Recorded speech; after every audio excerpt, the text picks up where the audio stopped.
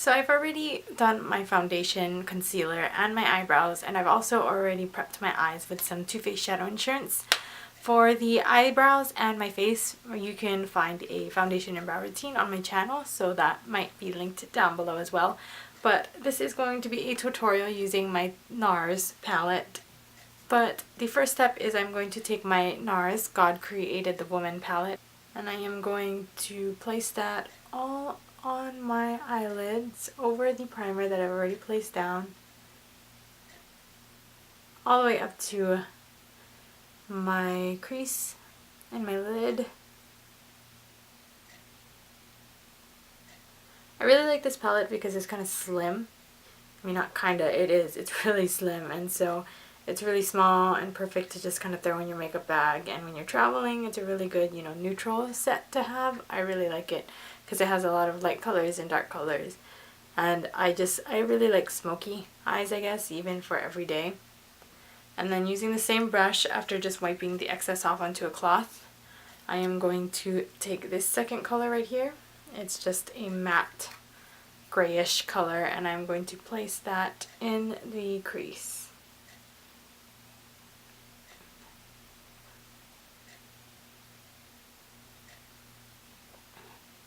This color is a really subtle crease color, and it's like just enough to define the crease without making your eyes look too crazy. You have to be really careful to blend it out though. And then I'm going to take this color right below the first color. It's just a brown, it's like a reddish brown with a little bit of gold shimmer sparkles in it. Again, the same brush, and I'm going to put that on the outer V. So I'm going to pull it in a little bit this way, and then into the crease a little as well. So it's like the outer corner, outer V.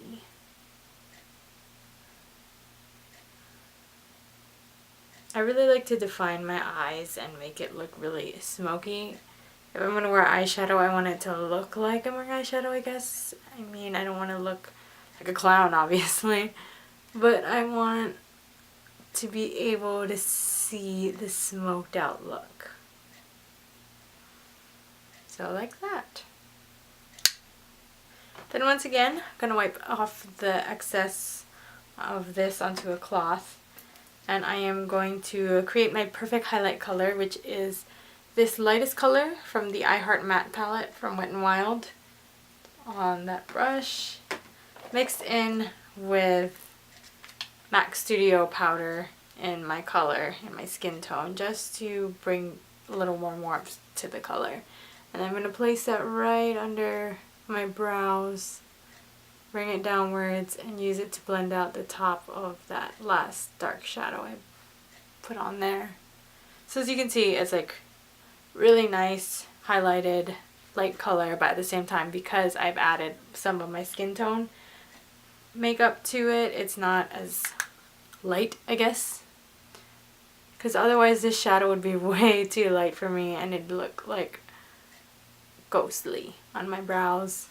I'm kind of breaking out a little bit, not too terribly, but I don't usually break out, and I'm getting like a faint pimple. It's not even a pimple, but if you can see that little bump right there, it's strange because I never break out. I think I need to do like a mask or something. This is a really simple eye look. That was pretty much it for the eyeshadow. I am going to then take my eyeliner, my favorite eyeliner, the Milani Eye Tech Bold, and I am going to line my upper lash line.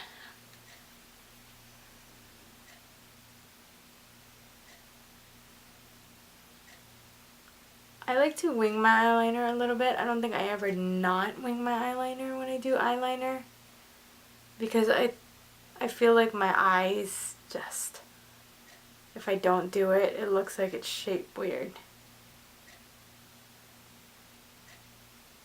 And I do like thick eyeliner, like really crisp, thick eyeliner. I've gotten pretty good at doing my eyeliner. I feel like it's mostly due to this pen. And something I also always do is I always line my upper lash line tightline, I guess that's what it's called, is my tightline, and I use the Scandalized Waterproof Eyeliner from Rimmel. This is really nice. It feels like the Urban Decay pencils. It slides on really nicely. And I do this because you can like very easily see the skin tone color or from where my eyelashes come out of in my tight line, and I don't like that, especially since I'm wearing like such bold eyeliner on top of my eyelids. So that's kind of weird if there's just a skin tone space in between. I curl my eyelashes just a little bit. I really don't spend too much time curling my eyelashes because I don't like them too curled. They already kind of curl, and they're not curly, but they grow upwards, and so if I curl them, it's kind of too much and they end up touching my eyelids and it feels really weird. And then I'm going in with my Lash Volume Mascara. This is a waterproof This is a waterproof formula, and I'm going to put one coat of this on my eyelashes, and I'm going to go in with my other mascara. You'll see in a second.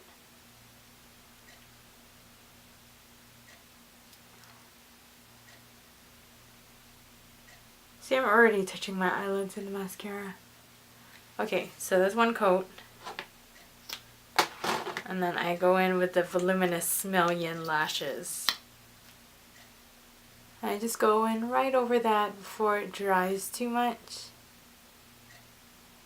Do I look tired to you guys? I feel like I've been looking really tired lately because I don't like sleep. I don't know if you guys know this about me, but I don't really like sleep. I like to get sleep that I need, obviously, but I'm not like, oh, I can't wait to go home and take a nap, or oh, you know, when I sleep, I love sleeping in. Although I tend to sleep in, but that's only because I don't work till later in the day sometimes, and I don't work until maybe later in the morning time sometimes, and I'll stay up late, so that's why I sleep in. But I love really big, volumized, thick, long lashes, so I'm going to dip my brush back in and go over it one more time with the voluminous lashes. I've tried individual falsies before, and actually having them glued on with the glue that they come with, the one that makes them permanent for like 2 weeks or so, and those are really nice, but they hurt my eyes. They hurt my eyes, and they make my eyelashes fall out, and then when I'm done using them, I just have no eyelashes. So I wish there were a way to have false eyelashes without that happening. I know you can get lash extensions, but that's really expensive. So I'm just going to repeat it on the other side. I'm going to go in with the CoverGirl Waterproof Mascara, and then I'm going to go in with the Voluminous Million Lashes just to bring more volume to it. Oh, I keep touching my eyelid. This is why I don't curl my lashes, guys. I end up just touching my eyelids. So I want to hear from you guys. I have not that many subscribers, but I know that that's a lot of people just watching a stranger. I think any amount of people just watching a stranger is a lot of people. So how do you guys feel about videos? Do you guys like videos where I do voiceovers? Do you like videos where I talk? Do you like long videos or short and to the point videos?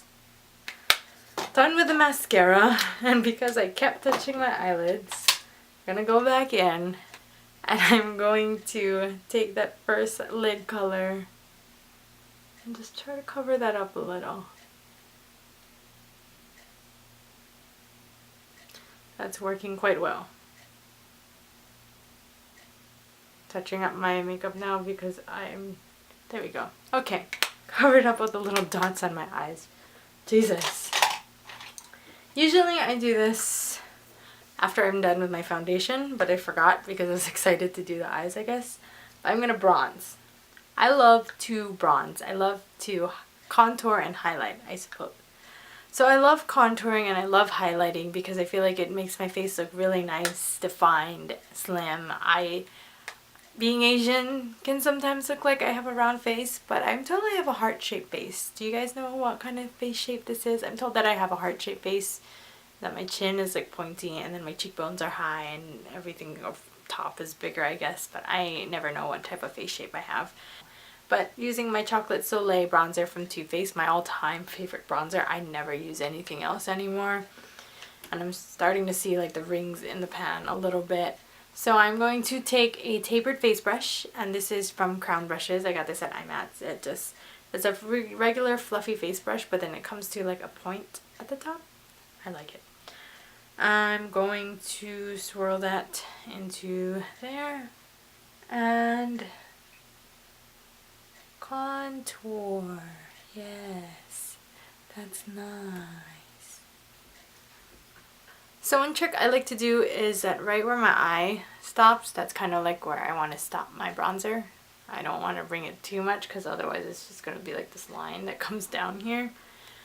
So that's about where I bring it. And then I blend it upwards onto the temples just a little bit. I feel like I'm really dark in general, and so I feel like my bronzer needs to be a little dark when I contour so that you can actually see something.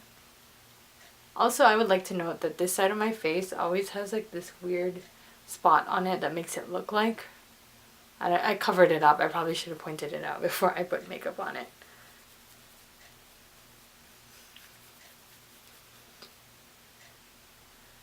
But on this side of my face, underneath it, there's like this spot, this permanent darker spot on my face. I don't know what that is. So my contour on this side always looks darker and weirder. Not going to add any more to the brush, but I'm just going to bring it down my chin. Kind of blend it. Then I'm taking this small chiseled blush brush. Small chiseled blush brush, also from Crown. It's just a really small paddle brush. And I'm taking my Too Faced Candlelight. Lovely, lovely color. Also kind of starting to see the rings in the pan. And I'm taking about that much. I like a lot of highlight. And I'm starting right here on my cheekbones, bringing it that way, bringing it that way, and then forehead, no. Honestly, I usually don't do my forehead and nose, but today I'm feeling rather fancy and I would like to. So the point of highlighting and bronzing is to make it look like you have make it look like you have higher cheekbones. I'm told that I already have pretty high cheekbones. And then on this side I'm going to do my chin. So yes, the point of having a highlighter and a bronzer and contouring is because you want to make your cheeks look slimmer. The line makes it look like your cheeks are more sunken in, which makes it look like your cheekbones are higher. And then highlighter products, what they do, anything that is a lighter color, it brings the thing forward, if that makes any sense. So anytime you use a darker color, it'll make the feature of your face sink. Like right here, it makes it sink and make it look like you have a hollow there. And then when you highlight, it makes it come forward, and so it makes it look like your cheekbones are a lot higher than they are.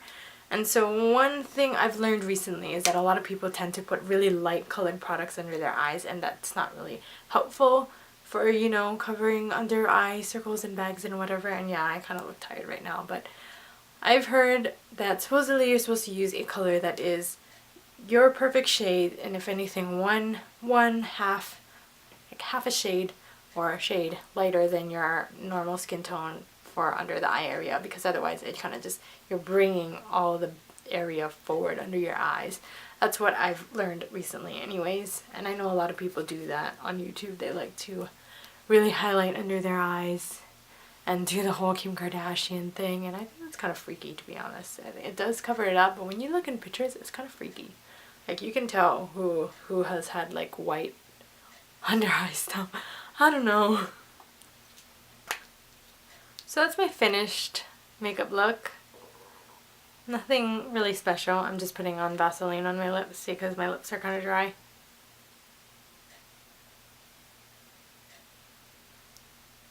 I like really neutral eyes for everyday use, but at the same time I like really smoky looking ones. I've been trying to stray away from my Naked palette, but I miss it so much because I want to use all the makeup in my collection. I don't want to be one of those girls with a bunch of makeup that I never use, and yet I still bought something yesterday, God. So that is all for this tutorial slash makeup whatever. I don't know what this is. I'm sorry, I just can't speak today. That's it for this video. I will see you guys later, and bye!